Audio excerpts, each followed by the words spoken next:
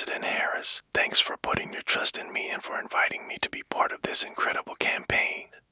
And thank you to President Joe Biden for years of strong historic leadership. It's the honor of my life to accept your nomination for Vice President of the United States. We're all here tonight for one beautiful, simple reason. We love this country.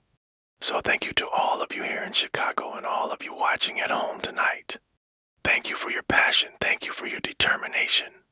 And most of all, thank you for bringing the joy to this fight. Now, I grew up in Butte, Nebraska, a town of 400 people. I had 24 kids in my high school class, and none of them went to Yale. But I'll tell you what, growing up in a small town like that, you learn how to take care of each other. That family down the road, they may not think like you do. They may not pray like you do. They may not love like you do, but they're your neighbors and you look out for them and they look out for you. Everybody belongs and everybody has a responsibility to contribute. For me, it was serving in the Army National Guard. I joined up to days after my 17th birthday, and I proudly wore our nation's uniform for 24 years. My dad, a Korean War Army veteran, died of lung cancer a couple of years later. He left behind a mountain of medical debt. Thank God for Social Security survivor benefits, and thank God for the GI Bill that allowed my dad and me to go to college and millions of other Americans. Eventually, like the rest of my family, I fell in love with teaching. 3 out of 4 of us married teachers. I wound up teaching social studies and coaching football at Mankato West High School. Go Scarlets!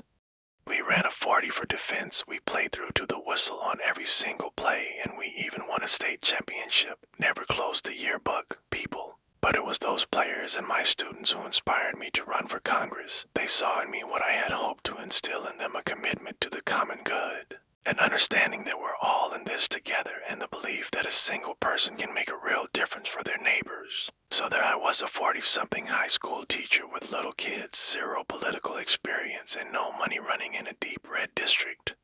But you know what? Never underestimate a public school teacher. I represented my neighbors in Congress for 12 years, and I learned an awful lot. I learned how to work across the aisle on issues like growing rural economies and taking care of veterans, and I learned how to compromise without compromising my values. Then I came back to serve as governor, and we got right to work making a difference in our neighbors' lives. We cut taxes for the middle class, we passed paid family and medical leave, we invested in fighting crime and affordable housing. We cut the cost of prescription drugs and helped people escape the kind of medical debt that nearly sank my family. We made sure that every kid in our state gets breakfast and lunch every day. So, while other states were banning books from their schools, we were banishing hunger from ours. We also protected reproductive freedom because in Minnesota, we respect our neighbors and the personal choices they make. And even if we wouldn't make those same choices for ourselves, we've got a golden rule: mind your own damn business. And that includes IVF and fertility treatments. This is personal for Gwen and me. If you've never experienced the hell that is infertility, I guarantee you know somebody who has. I can remember praying each night for a phone call, the pit in your stomach when the phone rang, and the absolute agony when we heard the treatments hadn't worked. It took Gwen and me years, but we had access to fertility treatments, and when our daughter was born, we named her Hope. Hope, Gus, and Gwen, you are my entire world, and I love you. I'm letting you in on how we started a family because this is a big part of what this election is about: freedom. When Republicans use the word freedom, they mean that the government should be free to invade your doctor's office, corporations free to pollute your air and water, and banks free to take advantage of customers.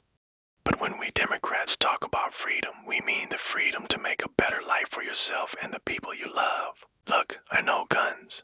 I'm a veteran, I'm a hunter, and I was a better shot than most Republicans in Congress, and I've got the trophies to prove it. But I'm also a dad. I believe in the Second Amendment, but I also believe our first responsibility is to keep our kids safe. That's what this is all about, the responsibility we have to our kids, to each other, and to the future that we're building together, in which everyone is free to build the kind of life they want. But not everyone has that same sense of responsibility.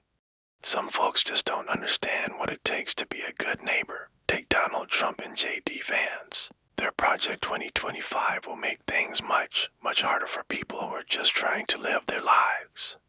They spend a lot of time pretending they know nothing about this. But look, I coached high school football long enough to know, and trust me on this, when somebody takes the time to draw up a playbook, they're going to use it.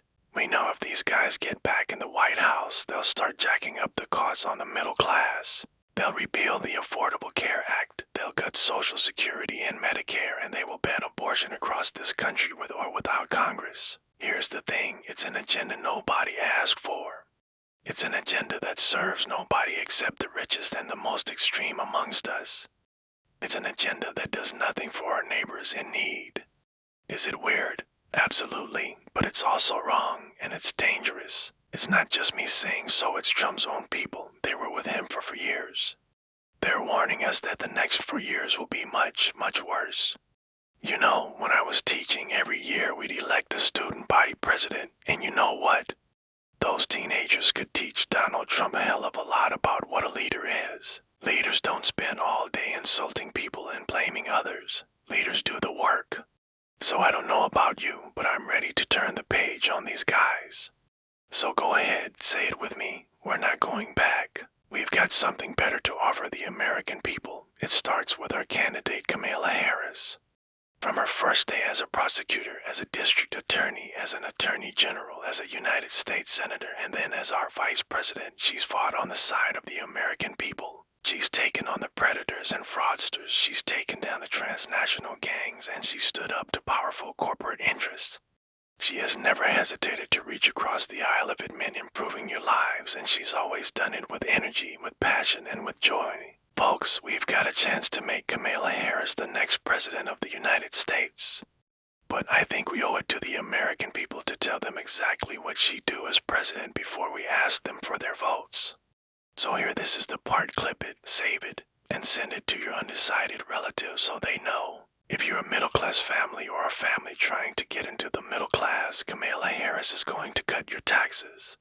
If you're getting squeezed by prescription drug prices, Kamala Harris is going to take on big pharma. If you're hoping to buy a home, Kamala Harris is going to help make it more affordable. And no matter who you are, Kamala Harris is going to stand up and fight for your freedom to live the life that you want to lead. Because that's what we want for ourselves, and it's what we want for our neighbors. You might not know it, but I haven't given a lot of big speeches like this. But I have given a lot of pep talks, so let me finish with this team. It's the fourth quarter. We're down a field goal, but we're on a fence and we've got the ball. We're driving down the field, and boy, do we have the right team. Kamala Harris is tough, Kamala Harris is experienced, and Kamala Harris is ready. Our job for everyone watching is to get in the trenches and do the blocking and tackling 1 inch at a time, 1 yard at a time, 1 phone call at a time, 1 door knock at a time, $15 donation at a time. Look, we've got 76 days, that's nothing. There'll be time to sleep when you're dead. We're going to leave it on the field. That's how we'll keep moving forward. That's how we'll turn the page on Donald Trump. That's how we'll build a country where workers come first, health care and housing are human rights, and the government stays the hell out of your bedroom. That's how we make America a place where no child is left hungry, where no community is left behind, where nobody gets told they don't belong. That's how we're gonna fight. And as the next president of the United States always says, when we fight, we win. Thank you so much for watching. If you enjoyed this video, don't forget to give it a thumbs up and subscribe to the channel for more content like this. Make sure to hit that notification bell so you'll be the first to know when a new video drops. Thanks again, and I'll see you in the next one.